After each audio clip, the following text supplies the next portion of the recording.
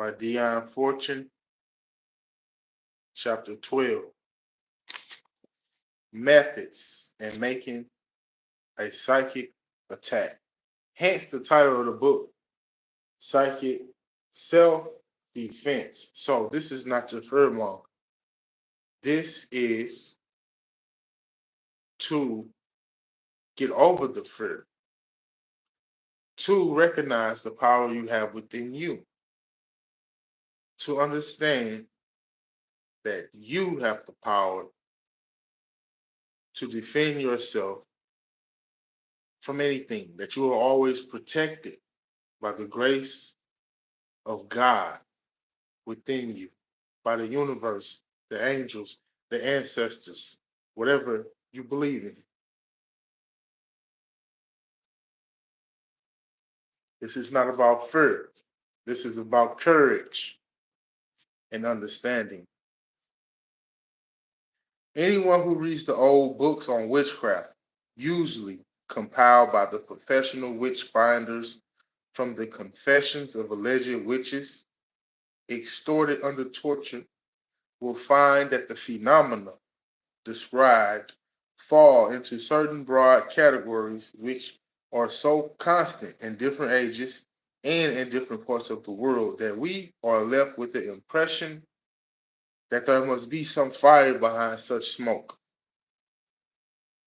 The state records of witch trials in Scotland, the reports of a priest charged with the task of extirpating witchcraft in northern Italy, the archives of Brittany, the stories of magic in classical literature, and finally, travelers, accounts of the practices of primitive people all over the world, all corroborate each other, agreeing as to the phenomena described. The explanations given by the witches of their methods and the broad divisions into which the phenomena fall. We must first take account of the use of drugs, which the black fraternity in all ages have possessed a remarkable knowledge.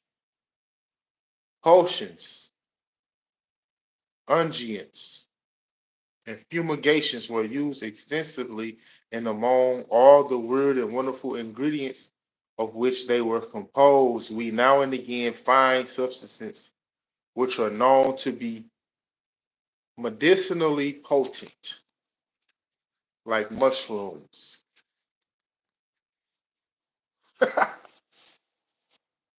The poppy, which gives sleep and dreams.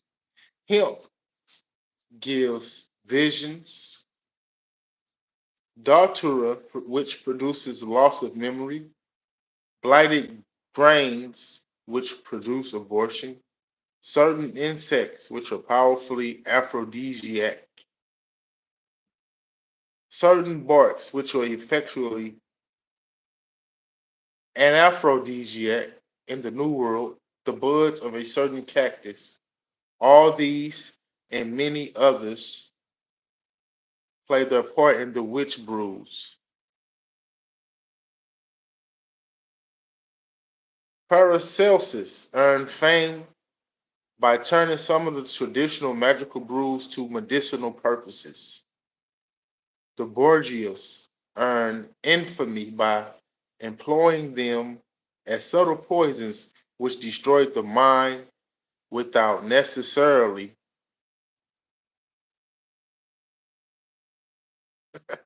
destroying the body. It is related that the Roman philosopher Lucretius was driven insane by a magical draught given him by his wife in order to restore her his lost affections, kind of like a love spell. You know how people be into these love spells. Be careful with that. Be careful with that. There exist old recipes for which unguents, which contain opium and cantharides, it is not difficult to imagine what manner of dreams will come into sleep thus induced. Yes, loves, not with me. Not with me. C.S. Oliver, in his recent book, Analysis of Magic and Witchcraft, gives it as his opinion that attendance at the Sabbat was often achieved by means of drug induced dreams. Not with me.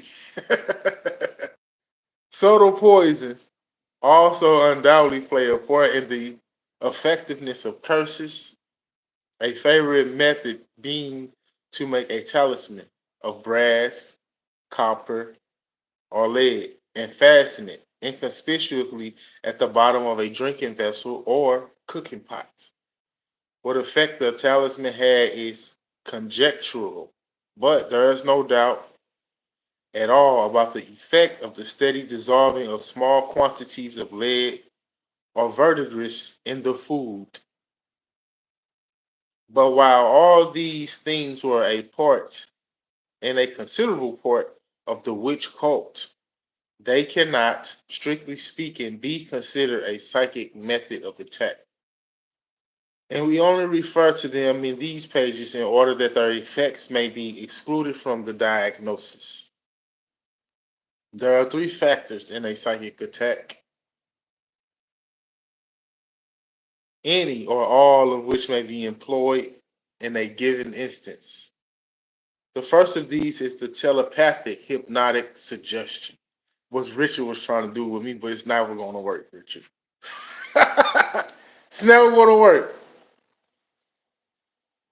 The second is the reinforcement of the suggestion by the invocation of certain invisible agencies. The third is the employment of some physical substance as a point d'appui, point of contact, or magnetic link. The force employed may be used as direct current transmitted by the mental concentration of the operator, or it may be reserved in a kind of psychic storage battery, which may be either an artificial elemental or a talisman. In chapter 11, we have considered in some detail the psychology of suggestion and need not repeat what has already been said, except to remind the reader or the listener that the essence of telepathy consists in the sympathetic induction of vibration. Experimental psychologists are already suspecting that emotion is closely akin to electricity. They have proved conclusively that emotional states after electrical alter the electrical conductivity of the body. And we know this when we dive into Joe Dispenza's work, the electromagnetic field we all have, our auras. The occultist believes that emotion is a force of an electrical type, and that in the case of the ordinary man, it radiates out from him in all directions, forming a magnetic field. But in the case of the trained occultist, it can be concentrated into a beam and directed. Supposing you are able to concentrate your whole attention upon a single feeling, inhibiting all else, you will have achieved a pure emotional state, unadulterated, unadulterated and undiluted. All the life force coming into your soul will therefore flow into this single subdivision of a single channel instead of the many ramifications of the usual three channels previously referred to. the concentration will be terrific, but it will only be achieved at a terrific price. It is in order to achieve this terrific concentration that the saints of the West and the yogis of the East practice a torturing asceticism.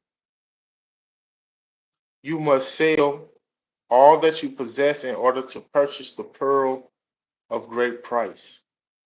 And an echo of the method lingers in the fairy tale tradition that the person who finds the lucky stone can only have one wish. Such a concentration is good for one purpose and one purpose only. We can concentrate on a healing or on a destruction, but we cannot work at both simultaneously. Neither can we readily change over from one to the other. We cannot combine incompatibles within the limits of a single life. That is to say, if we have concentrated on a work of malediction and death in order to achieve an act of revenge, our rage being satiated, we cannot immediately reverse the spin of the soul and reconcentrate upon works of wisdom and redemption. We may liken the soul moving with the tide of evolution to a wheel spinning clockwise, or deosil, and a soul moving against the tide of evolution to a wheel spinning counterclockwise, or widdershins. The position of the axle can be altered so that the wheel revolves at any angle without the direction of its revolution being affected. But the flywheel has to be stopped before the engine can be reversed. And a big flywheel takes a great deal of stopping.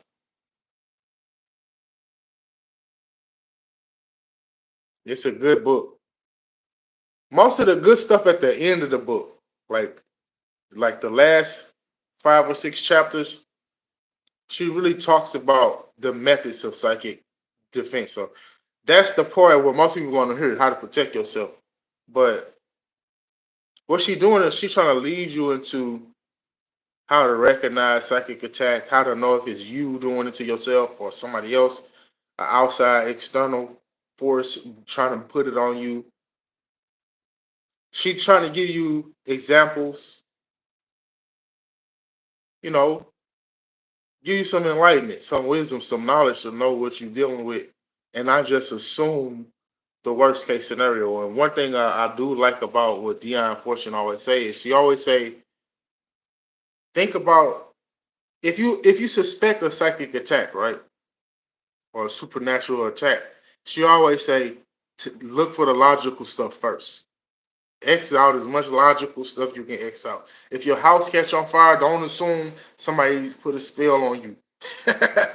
Assume your house just caught on fire. See what I'm saying? I like that. She don't just jump straight into it. She tell you to keep keep you level headed, help you keep yourself sane, right? She basically say if your house catch on fire, don't just assume somebody put a spell on you and try to burn your house down. Maybe you dropped a match in your house. Maybe you forgot to turn the stove off. All right. She said, check all this stuff first. And after you check all this stuff, then okay, now you can consider, okay, maybe something fishy is going on. But like I say, it's all mental and emotional. So we can put spells on ourselves and we think somebody else doing it. It's kind of just like what people say, as within, so without, as above, so below. Sometimes we cause our own destruction and then we think it's somebody trying to do something to us. When it's really us having our own inner world is unbalanced and shambles, full of unpleasant thoughts, feelings, and beliefs. Okay, boom. We need to think many times before we undertake to reverse that spin even momentarily, in order to undertake a work of malediction and death. The old saying, there is no devil to pay, is a true one. Indeed, it is questionable whether there is such a thing as a momentary reversal of spin. Momentum has to be checked and worked up again before a reversal of spin can take place. Very great forces can be developed by this subjective concentration of the mind itself, but even greater forces can be rendered available if we apply the mechanical equivalent of gearing. In other words, while this tremendous concentration is being held, we pick up the contacts of the corresponding cosmic force. We use the powers of the human mind as a self starter, and as soon as its lesser driving wheel is flying round merrily, we throw in the clutch of the main engine. There is a brief period of struggle as the little machine forces over the reluctant levers of the great machine. Then the vapor fires, and then the engine takes up its work. And that is only a matter of engaging the gears and driving, if you can. So it is with ceremonial magic. Let us consider a case of someone who wants to avail himself of a fighting force. He would have recourse to a ceremony of the planet Mars. He would therefore gather together in his temple all that was appropriate to Mars. He would drape his altar with a scarlet cloth. He would wear a scarlet robe. All his magical implements would be of iron, and his rod of power would be a naked sword. Upon his altar he would place 5 lights, 5 being the number of Mars. Upon his breast will be the symbol of Mars engraved upon a steel pentagon. On his hand will be a ruby ring. He will burn sulfur and saltpetre, if I'm saying that right, and his thurible. Then, according to the work in hand, he will call upon the angelic or demonic aspect of the fifth Sephiroth, Garuba, no, Gabura, the spirit of Mars. He will invoke either the deity name in Gabura, calling upon the god of battles to hear him, or the archdevil of the fifth infernal habitation.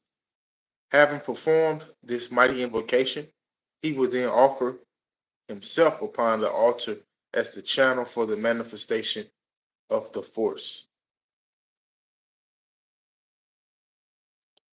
There are many formula extant designed to enable a force to be brought through without the necessity of the magician himself being the channel. I have to highlight something real quick. In my opinion, they are one and all ineffectual. The only possible substitute for the magician himself being a trance medium. It is for this reason that ritual magic so often fails to come off. You cannot make custards without breaking eggs. And if you mean to be a magician, you have got to go the whole hog. When you know how they talk back in the day. When it is a question, I assume she's saying you gotta have the whole recipe. You know what I'm saying? But you know how they used to talk back in 1921. You got to get the whole hog, Mary May, Mary May Susan. When it is a question of bringing through the angelic aspect of a force, the matter is on a clear footing. To be the channel of such a force is a great privilege and is an initiation in itself. The operator has simply to eliminate from his nature all incompatibles and maintain his concentration without wavering. The worst that can happen is that he should fail to obtain his results. But when it comes to bringing through the demonic aspect of a spirit, the matter is on an entirely different footing.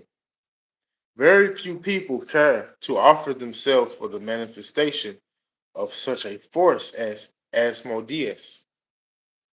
I do not believe that there is any reliable device for invoking the devils without being obsessed by them, except for the method of Abramelin, Abramelin, which involves 6 months preparation and is only operated after the knowledge and conversation of the holy guardian angel has been attained. The edge of the abyss is well fenced. It is not possible to fire a gun and avoid the recoil. Having invoked and concentrated his force, our sorcerer has next to consider his target. See, now she explained how people make how people attempt a psychic attack. He has to get into actual contact with his victim. But we have become more advanced. We don't even have to do all this stuff anymore. You could just think things and feel things, and you can send you can send energy towards people. I was gonna say negative energy, but I have been reprogramming myself to stop calling things negative. It just is what it is. So you could just think and feel ill intention and send that towards somebody. And it don't even have to be on purpose. It could be just from being what's the word I'm looking for? Ignorance. You know, just not being aware of what you're doing. That's why in the Bible we say things like love your neighbor as yourself, and the golden rule: treat people the way you want to be treated. Don't do nothing to nobody that you don't want done to you. Not just physically, even in your thoughts, even in your emotions and your feelings, even in your beliefs, the things you believe about a person. You should believe good things about people, even when they doing shit that you know they shouldn't be doing. But that's something that's a certain level, because it's hard to believe good things about somebody who's doing absolutely destructive things in your eyesight. You're like, how you expect me to think good things about this person? And this person is causing all kind of chaos. So that's what the Christ consciousness. You know what I'm saying? That's what that is. It's understanding these things and not just speaking about them, not just saying it, but embodying it and becoming that and actually living like that. And that's a practice in itself. That's not something that you could just wake up in the morning and see somebody and you just think good things about them, because everybody don't do things, especially people in your that you close to, like your families and your romantic partners and your friends and your coworkers. Sometimes they do stuff you're like, what the hell? Right? So it's a practice within itself. And there's not nothing to feel guilty about. I'm just saying we have become more advanced. We don't even have to do all this ceremonial stuff, get the red candle and all that. We don't even got to do that no more. We moving into the new age now. It's just instantaneously thinking and feeling it. And it has always been that way. It's just now it's coming more potent because we starting to be aware of it more now. And it's like the first time, it's just another go round. It's like a cycle that just keep going on and on and on. And it's every time you come to this earth, if you choose to come here, it's gonna be the same cycle. So it goes to the golden age, then it go back around. And they just keep doing it over and over and over and over again. So this is not the first time. So people be like, "Oh, we so advanced." This ain't the first time that we went to the golden age. This ain't the first time that we went to the age of Aquarius. Is what I'm trying to say. So boom. And it ain't gonna be the last. It's gonna keep going like a clock. And it just depends on you and your specific journey and where you at consciously. Consciously. Determine what you will experience in your lifetimes. So while the earth keep doing this, you can spiral out of that cycle. And you don't have to keep coming here and experiencing this stuff over and over again. You can spiral up to a higher dimension, to a higher plane of consciousness. And you do that with your heart and your mind, with your mind, with your heart and your mind and your beliefs. That's what you do that with. So I'm saying, believe it in the good things, speaking the good things, sending out love. You know how people say it's not about love and light all the time. That's not the point. It's not you're right. It's not about love and light all the time. Sometimes you might have to fuck some shit up if it calls you to have to do that. But to be aware that we are one. So while you out here fucking shit up, you just fucking your own self up because we are one. Once you get to a certain level of awareness, you understand, oh, we all are one. So when I cause harm to somebody else, I'm causing harm to myself. Let me stop doing that. Then and you stop doing that. Now you still here on earth. People gonna try. Somebody might try to do something to you. I don't know. I'm just saying. At least you're aware now. Oh, okay. When I cause harm to somebody, I'm causing harm to myself. When I think negative about somebody else, I'm thinking negative about myself. A lot of us haven't got there yet. Majority of us have not gotten there yet. We still think everybody are enemies and everybody out to get us and them people over there and them people over there and them men and them women. And now, you know what I'm saying? And them rich and them poor and them black and them white. We still think like that. We haven't realized that we all one. Just one. Experiencing itself as many possibilities, many probabilities, many manifestations. But we all one. You looking at this camera, me and you, we one. We the same essence, the same energy, the same force. If you believe in God, we the same God. We just split ourselves up into infinite. And we forgot that. So when you look at me, you might judge me. You might say, he this, he that, he touch, he that. You're talking about yourself. You just don't realize it. And you will get that back, or that comes back to you. It's like a boomerang effect. Whatever you give out, you get back. So that's why you should think good things about other people. Even when they're doing asshole shit. You should just say, he just don't know no better. She just don't know no better. Peace and love to them. May they figure it out. Go on about your day. Do you. You ain't got to dwell on it all day getting mad and angry about something somebody did or said. You just say, okay, I get it. And all right, they did some fucked up shit. I forgive them. I hope they can forgive them themselves. So this is, see, when you incorporate all this stuff, the Bible, all these religions, they all talking about the same thing. You just have to know, because it's people who say that they this and they that, they claim this religion and they claim that religion and they claim to be this spiritual thing and that spiritual thing, but they don't practice this stuff because they think it's a scorecard being kept by their good deeds, and they think that's going to get them in heaven or hell because they haven't realized yet that we all one. So you could do all the good things you want, all the good deeds you want, but if you have the negative thoughts and negative feelings, that's what matters the most. Because you could give a homeless man $1, but you in your head, you could be this homeless motherfucker. But you giving them $1. See what I'm saying? So it looked like you're doing a good deed, which you are physically.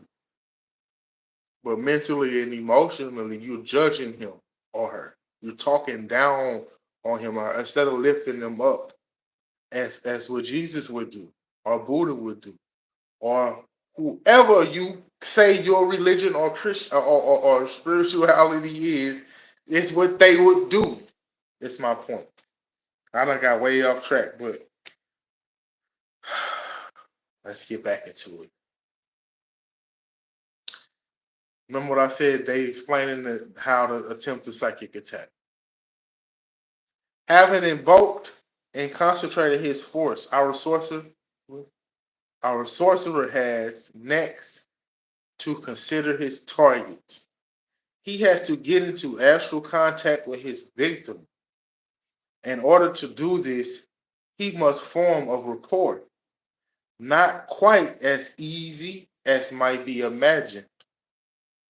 First, he has to find his victim and establish a point of contact in his spirit, and then, working from his base, succeed in piercing his aura. An unfocused force is not very much use. A focus has to be achieved.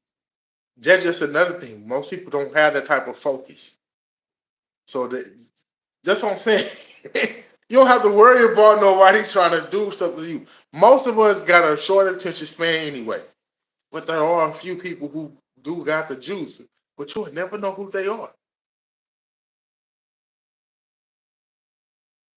But that don't matter. The point is you can protect yourself. Okay, boom.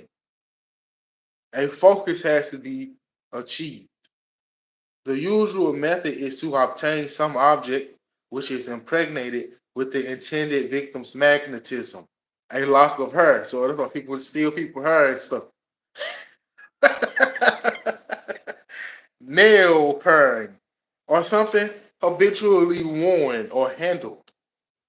Such an object is magnetically connected with its owner, and the sorcerer can work up the trial and thus enter the spirit of his victim and establish a rapport.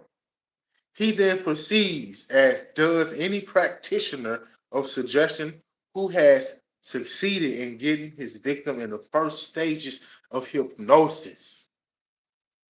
By means of the magnetic link, he has gained the psychic ear of his victim, who will hear his suggestions subconsciously. It now remains to be seen whether the thought seeds thus planted will strike root or be cast out from the mind.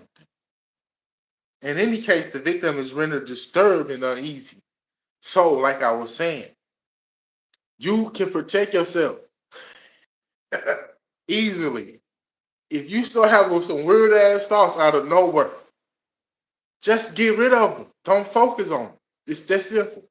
Where attention goes, energy flows. So just be like, You don't have to know who it is. Just be like, man, put your focus on something else.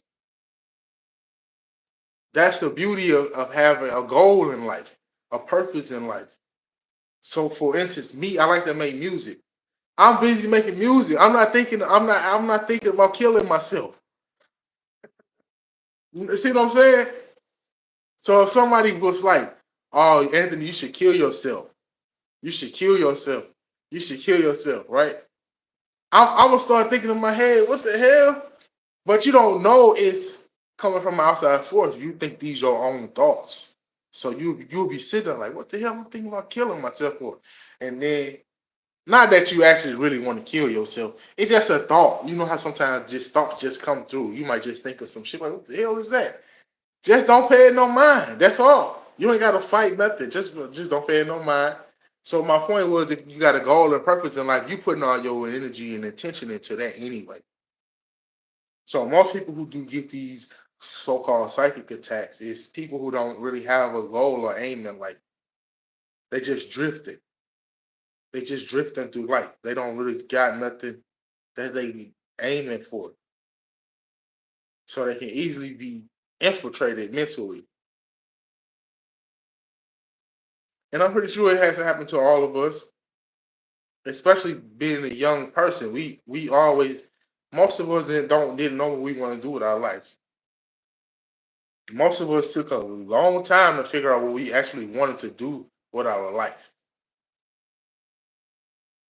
If a magnetic link cannot be obtained, the practitioner of black magic has to fall upon other devices. One of the most common is that of substitution.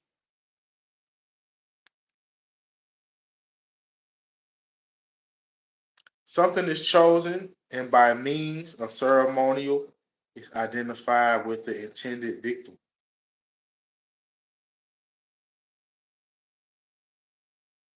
Hold on, wait a minute. I have to highlight some good stuff. For instance, a small animal may be baptized with the victim's name and then immolated, usually with torture. The operator, meanwhile, concentrating upon the personality of the original. It's kind of like a voodoo doll. We're using a real live animal for it, which is crazy. But okay, the operator. Okay, the old device of making a wax image and melting it before a fire, or driving nails into a wooden statue, baptized with the name of the victim, are frequently met with the records of witch trials. Sound like voodoo too, don't it? The actual driving of the nail has no conceivable effect upon the victim, but it helps the concentration of the operator. The talismanic method in various forms is also employed. That's why it's good to have a strong mind. You know what I'm saying? And have heart. You know how people, you heard that saying before? Oh, he got heart. He got heart. See, you got a strong mind, you got heart. It's very hard to infiltrate you. A talisman is a symbol representing a certain force or a combination of forces depicted upon a suitable substance and magnetized by ritual. It can be made from anything which will retain magnetism, metals, precious stones, or parchment are usually employed. Paper is less effective unless it be enclosed in a metal case. Water and oil can be effectually magnetized but soon lose their potency. A talisman is made by invoking the requisite force as already described and then concentrating it upon the prepared object, which is placed ready upon the altar before the evocation begins. You can also use this for good. So it's just a method. It can be used either way. It can be used for good. It can be used for bad. But as you can see, even with these tools, the main thing is what? The focus of the mind. So, like I said, you could use these things for good. You can use these things just as they use these things to attack people. You could use these same methods to protect yourself and to protect other people as well. They don't even have to know that you're doing it. You could just use this to protect your family, protect yourself, protect your friends, protect the building, protect the vehicle, protect anything, protect a child, a pet, an animal, anything. A talisman thus made has next to be brought into the magnetic spirit of the victim. It is related that Lady Burton, anxious to convert her free thinking husband, the famous Sir Richard Burton, the great explorer, used to get her priests to bless little statues of the saints and put them in the pockets of his clothes. A similar device is used by the workers of black occultism.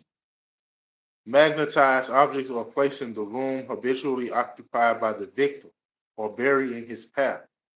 so that he may cross over them frequently.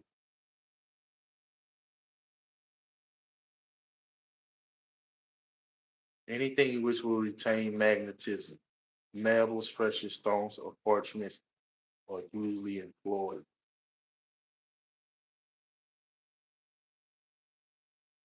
So it's a magnetic link. Let me highlight that real quick.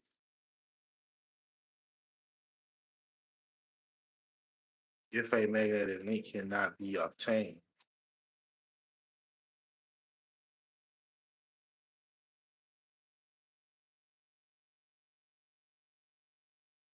talisman or a talismanic method or combination of forces depicted upon a suitable substance and magnetized by ritual. I was wondering when they say magnetism, it's magnetized by ritual. What is a ritual? Something you consistently do, something you do systematically. Affirmations can be considered a ritual. So let's say you do your affirmations every day at 9 o'clock. That's a ritual. So you can magnetize yourself that way. Magnetized by ritual. It can be made from anything which will retain magnetism. Metals, precious stones, or parchment are usually employed. So here goes another example. You do your affirmations with a crystal, and it's a precious stone. It will retain its magnetism. So you can do your affirmations every day with the crystal in your hand around somewhere by you. It becomes magnetized by you, and it will retain its magnetism.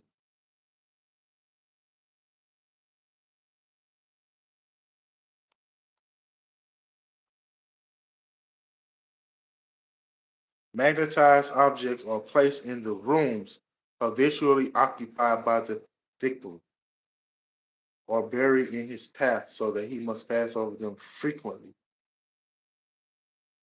These talismans of evil not only work by their own power, but also serve the sorcerer as a point of concentration for his meditations. See, so they telling you right here how people do this stuff and how you can do it too to protect yourself. Harmful effects are also produced by objects which have been used in black magic and have become impregnated with the forces they were employed in generating. Odds and ends of magical equipment turn up in some queer places. I was present at an auction in a country town with the 12 signs of the zodiac neatly painted on a blackboard came up for sale. Various of my friends have picked up magical treasures, such as altar lamps and incense burners that obviously came out of ritual lodges. But the prize of the collection was a magical rod that was put up to auction, along with a bundle of fire irons. Large crystals for scrying are frequently seen in antique shops. All such things need carefully demagnetizing before they are brought into one's psychic spirit. They need cleansing, smudging. I was taking part at one time in a series of psychic experiments which had been going on very well. When, for no apparent reason, things went wrong and there was a considerable upheaval. We did not know we did not know at the time, but we later learned that the owner of the flat where they were being held had obtained possession of a floor cloth that had been used in ritual magic by an occultist whom only the utmost leniency can call doubtful. The artificial element is really the bias, it's really the basis of a efficiency of curses. In this case, no physical substance is employed, but a portion of the akasha is molded into a definite form and held thus by the will of the operator until, as it were, it sets. Into this mold is poured the concentrated energy of the operator. Something of his own self goes into it. This is its soul, and it is like self-stirring torpedo, and it is like a self-stirring torpedo which is set to move in a curve towards a chosen mark. Or the operator, if an expert magician, may deliberately ensoul this thought form with elemental essence, which is the raw, undifferentiated substance of life drawn from one or another of the elemental kingdoms. It is in order to do this that the curse is invoked in the name of some being. The cursor declares, I curse you by so and so. This is the form of evocation which calls the ensouling essence into the thought form, thus making an artificial element which is endowed with an independent life of its own. If we want to know something of the efficiency of curses, we have to only consider the record of the men who were connected with the opening of the famous Tut Ankh Amen tomb. Tut Ankh Amen tomb. There are many other cases equally well authenticated. One can become exposed to occult unpleasantness either by thwarting or in some other way falling foul of an unscrupulous occultist, or by getting oneself involved with a dubious occult fraternity. In the case of a quarrel with an occultist, in addition to the ordinary human motives for an abuse of power, one has to reckon with the fact that an adept who is not of the whitest nearly always suffers from that unpleasant psychic disease or hypertrophied ego. He will love power for its own sake and take any defection on the part of any erstwhile follower or any resistance to his imperious will in a personal insult or even injury. With a trained mind, an angry thought will do damage. And I have known cases of occultists who, out of pure pique, went to extraordinary lengths of spite.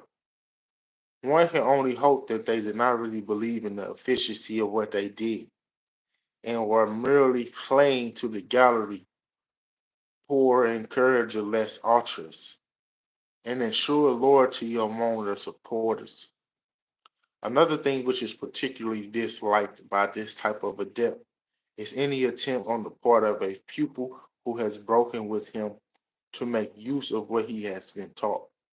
There seems to be no lengths to which a jealous guru will not go in order to smash his Shayla psychically. In one case, which came to my knowledge of a concert singer had treatment for the improvement of her voice from an adept of sorts. She finally decided that she would spend no more money on this enterprise and told him so at the visit, which she had decided should be the last. He concentrated his gaze upon her and told her that if she broke with him, as soon as she went on the concert platform, she would see his face in the air in front of her, and her throat would close, and she would be unable to utter a sound, and that this horrible experience would occur every time she tried to sing until she returned to him and continued to have treatment. That's cold blooded. At a guinea, a time, this potent hypnotic suggestion proved effective, and her career was at an end until the spell was broken. A hypnotic suggestion, meaning that she believed him, meaning that she believed he had that much power. If she wouldn't believe that, he wouldn't have been able to achieve that. The following letter contains a very illuminating experience. and is of value, not only for its account of a psychic attack, but also for its description of the manner in which the attack was combated. In the winter of 1921 through 1922, I was told from the inner planes, we see your initiation into the order of the Christ. I did not understand very clearly and I waited. In June 1922, an Oriental, the head of a great religious order, came to me. I was living in Switzerland. We will call him Z. I expected great things from him and looked on him as a sort of a master, knowing that he had met Abdul Baha. I thought to please him by putting AB's photo on my walls. But when Z entered my room, I saw at once that he did not quite like it. We conversed for a while, and he asked me several questions. Suddenly, he offered me an initiation into his order. I was taken aback and did not feel the inner consent. I said, I must reflect. Later on, an inspiration came to me, and I said, is your order the order of the Christ? He answered, it is. I told him of my experience related above and accepted initiation, but I had the inner conviction that all was not right. I felt no inner response to several incidents during the initiation, and I began to call mentally and earnestly upon the Christ, and kept on doing so until the end of the ceremony. I learned afterwards that he had told one of his disciples that I had accepted initiation, but not the master. It would take too long to relate other less important details, so I go on to our second interview, during which he asked me several times to leave the town where I was and join him in active work. This time I heard the inner voice clearly. It said no. Suddenly he said, sit in front of me, I will heal you. I was in a very bad health at this time. He fixed his eyes on mine with a strong commanding gaze. Mentally, I called on the Christ, and I felt form around all around me. Mentally, I called on the Christ and I felt form all around me, a sort of shell. There, he said, I have healed you. The inner voice said, no. Well, he went away and I had a bad time, for I had the feeling that all was not right, though I had no suspicion of evil, nor have I now. I wrote an account of this interview to a friend, and a letter from her crossed mine. She told me that about the time of my interview with Z, of which she was unaware, she was told to join our spiritual teacher in helping me. She withdrew from the outer planes and then she realized that strong hypnotic forces were playing upon me in waves. Again and again, she had used all her spiritual power to help me withstand them. But finally, we stood on a rock, bathed and light and free. My letter gave her the key to it, but she replied, take care, Z will try again. He realized that he was baffled. He will try on the inner planes next time. Now comes the great experience. A few weeks later at night, I had a very vivid vision, it seemed, but it was a real experience. I was in the middle of a group of 7 or 8 persons, of whom I saw two clearly. On my left was a woman entirely veiled in black, but she made a startlingly clear figure for all that. On the right was Z. He said, now I will give her the second, the higher initiation. And he seized my right arm with force, but I disengaged myself and standing straight and calm, I said, I can hear myself now. Before this ceremony proceeds, I wish to make a statement. I can allow nothing and no one to come between me and the Christ. There was a howl, a tossing of hands, and everything disappeared. Soon after, I tore up my initiation cord, put Z out of my mind, and had no conscious personal experience of him since. But I had introduced him to a young French musician of high social standing, whom he found much to his taste. We will call him F. There is a close friendship between F and me, and at that time he needed some oriental music for one of his compositions. On the other hand, he might have been extremely useful to Z, towards whom he felt strongly attracted. After my own experience, I began to be much alone, but felt that I was not big enough to deal with the situation, so I said nothing to F, but prayed that he might be protected from all evil. Shortly afterwards, F told me in his letters of various astral experiences. In his dreams, he was going through all sorts of disagreeable things, and voices kept saying to him, "Ask Z to help you, he will help you." Then he became conscious of my presence and began calling on the Christ. All this in his dream, and everything vanished. This happened more than once. Only when I met him again did I tell him of my own experience. I must add that a friend with psychic power came to see me at this time and said this week. I must add that a friend with psychic power came to see me at this time and said, "This last week at night, I have seen you 3 times. You asked me to help you save a young man who was in danger. What did it mean?" The above case indicates clearly the deliberate use of mental power by Z. His pretense of spiritual healing being an obvious attempt at hypnosis. Did you catch that?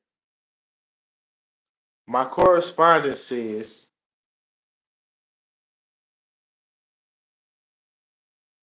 definitely that she has never suspected him of deliberate evil. Rather, he was acting rightly according to his lights. I maintain, however, that any attempt to dominate others or in any way to manipulate their minds without their consent is an unwarrantable intrusion upon their free will and a crime against the integrity of the soul. How can we judge the intimate spiritual needs of another, especially if that other has not elected to confide in us? What right have we to invade his spiritual privacy and thrust our tampering fingers into the wheels of his innermost being? It is so common a practice to send the names of people to healing circles with the request they should be concentrated upon without taking the preliminary precaution of asking their permission. That I have heard it announced from the platform of a large spiritualist public meeting that only those cases could be taken up with give their written consent. Fortunately for all concerned, the proceedings at such healing circles are usually so futile that nobody need mind being concentrated upon them, even if they were attempting murder. The principle, however, remains, and I can only record my own opinion once more, as I have already recorded it many times, that such a proceeding is an outrageous breach of good manners and good faith, and contrary to all occult tradition. I think I can honestly say that I have never wished to direct the great currents of destruction upon my fellow occultists, but there are some of them I would like to get they face downward across my knee. I heard that, Dion. You was ready to throw them hands. Let me highlight this real quick. Right, you ain't got no right doing that. It is so common a practice to send the names of people to healing circles with a request they should be concentrated upon without taking the preliminary caution or asking their permission.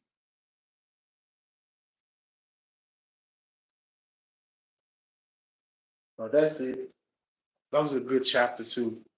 Chapter 12. That was a good chapter. I like that. Um,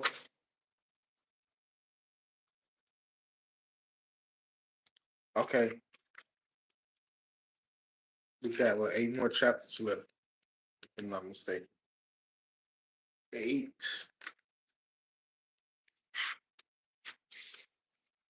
Yeah, 8 more chapters left before we finish this book. But we almost at the good stuff. We got how many more chapters? We got 3 more chapters left. No.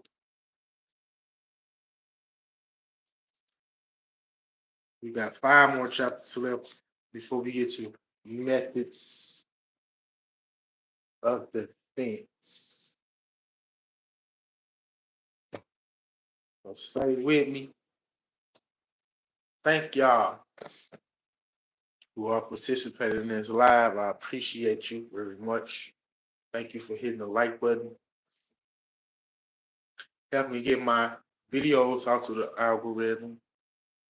Thank you for leaving comments, even y'all leaving silly comments. And I just want to say, if I could just only help one person, that's cool with me. Peace and love. Have a nice day. I'll see y'all next time. And if you made it to the end of this video, I want you to write in the comment section. Let's see what I want you to write in the comment section.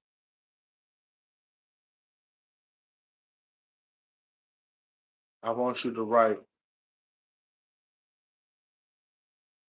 hey, hey, hey. Peace and love. I'll see y'all next time.